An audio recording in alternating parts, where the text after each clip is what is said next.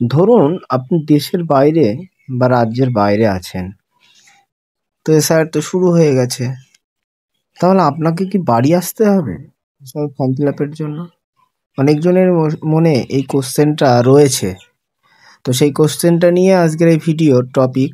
দেখুন, আপনাকে একটা ফর্ম দেবে, তো আপনি তো বাড়িতে নেই, তো আপনার ফর্মটা বাড়ির লোক কালেক্ট করবে, ফর্মটা পূরণও করবে বাড়ির লোকই। আপনি তো বাড়িতে নেই, বাড়িতে সব কিছুই ডকুমেন্টস রাখা আছে। আপনার ফটো, আপনি রিসেন্ট ফটো ওখান থেকে তুলে পাঠিয়ে দিলেন, সেটা বার করে এখানে লাগিয়েও দিল।